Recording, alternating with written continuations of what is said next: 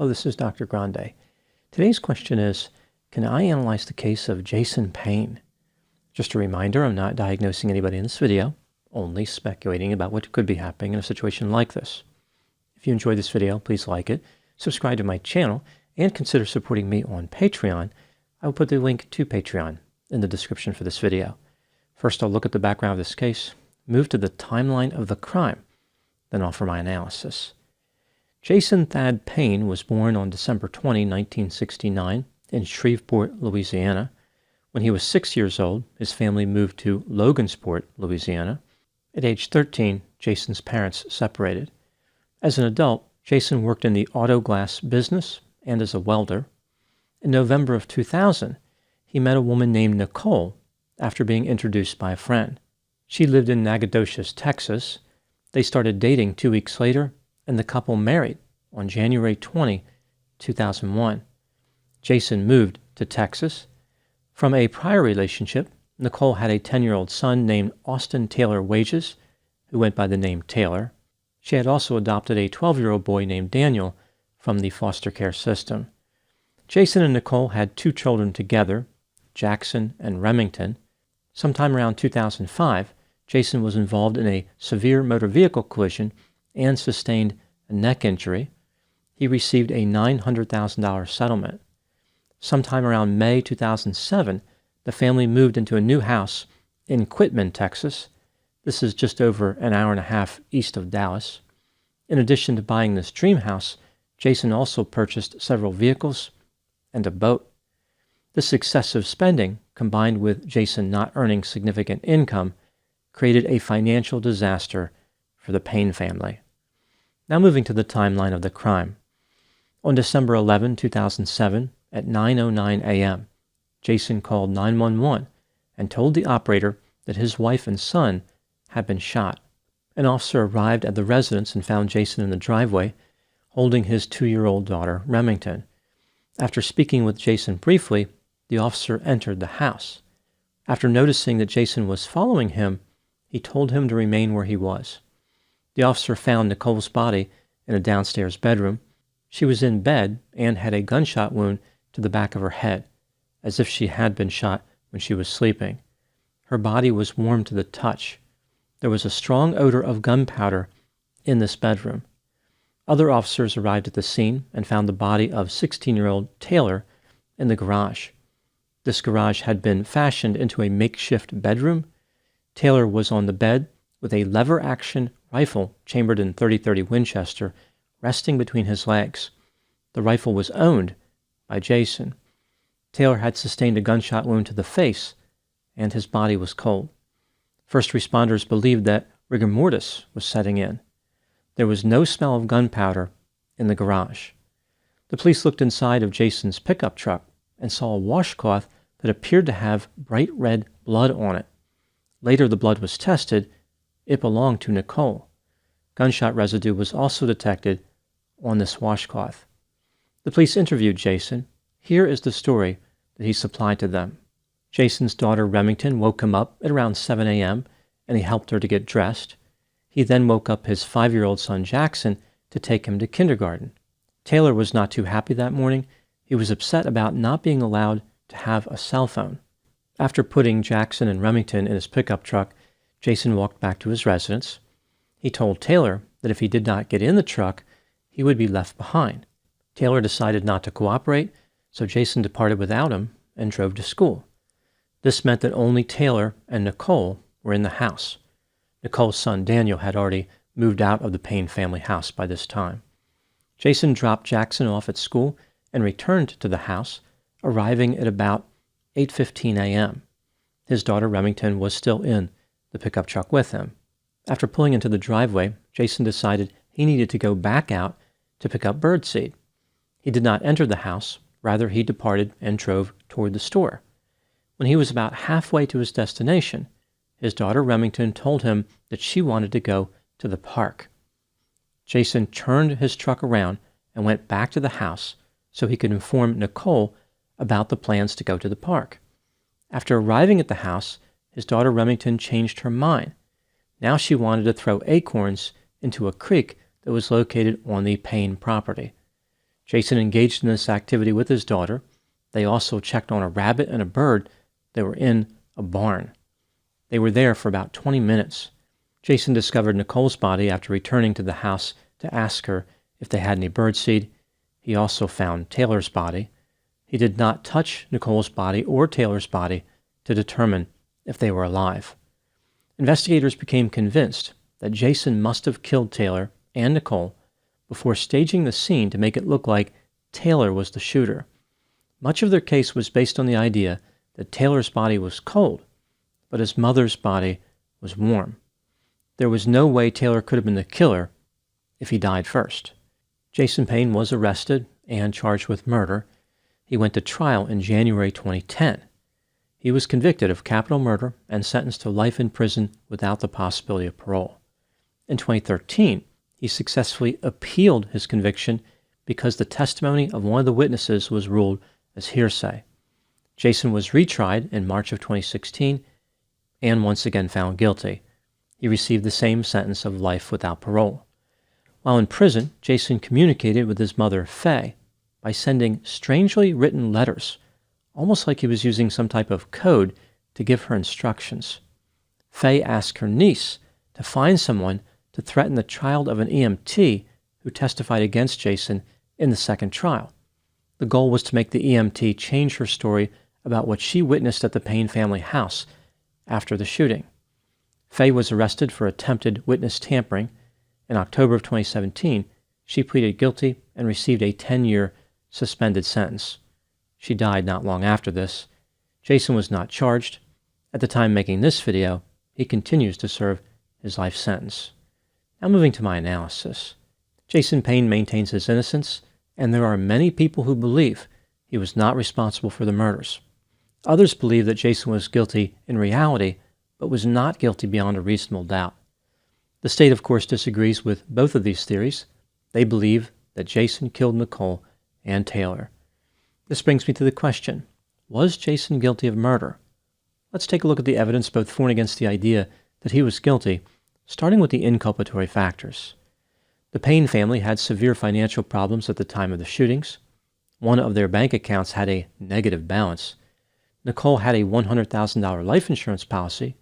Jason never collected it, but it could still have supplied him a motive.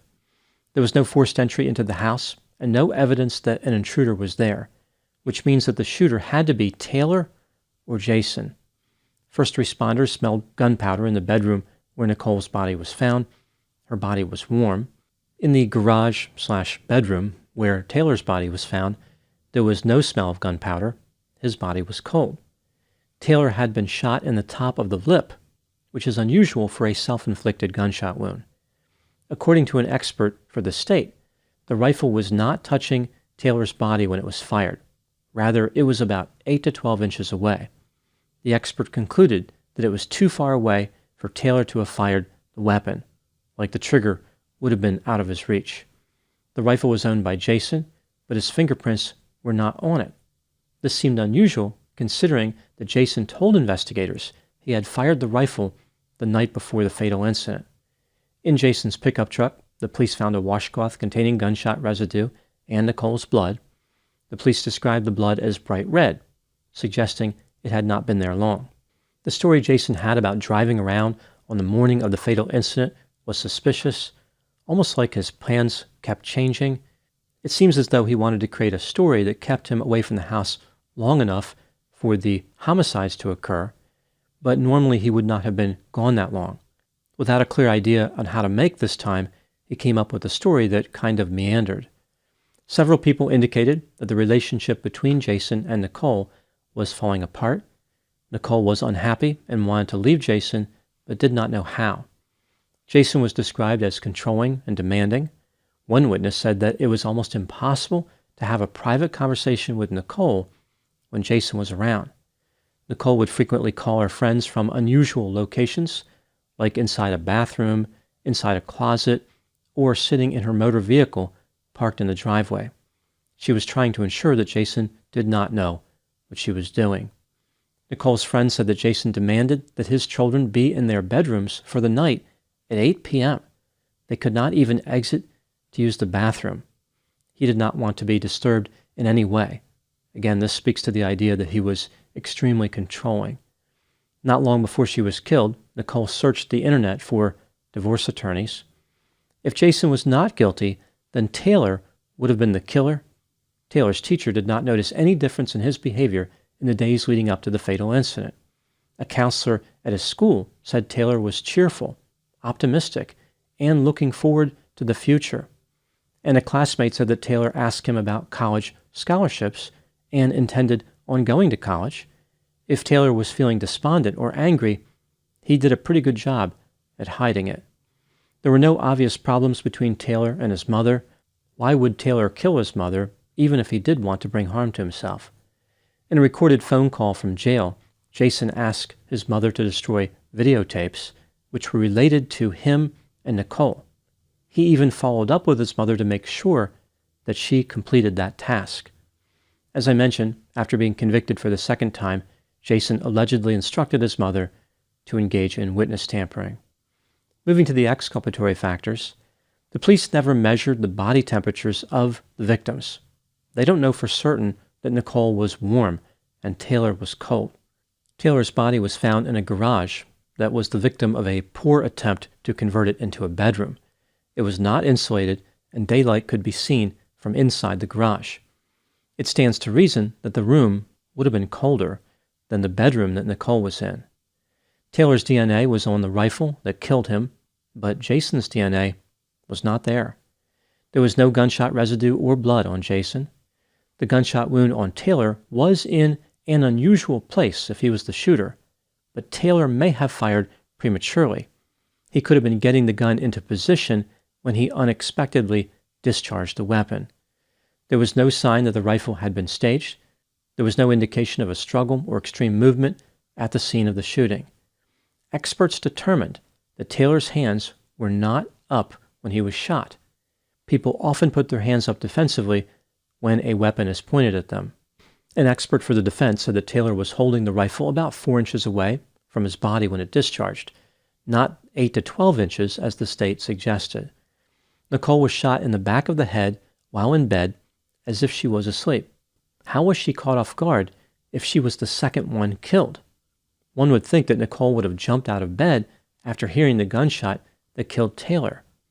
An expert who typically testified for the state decided to testify for the defense. He was positive that Taylor was the shooter. According to Jason, the blood on the washcloth can be explained by an incident that occurred 2 months before the shooting. A fishing hook became stuck in Nicole's neck, and she placed the washcloth over the wound. The gunshot residue may have been on the washcloth long before the shooting or through investigator contamination. Many people who knew Jason said that he was a nice guy who maintained good relationships with Nicole and Taylor.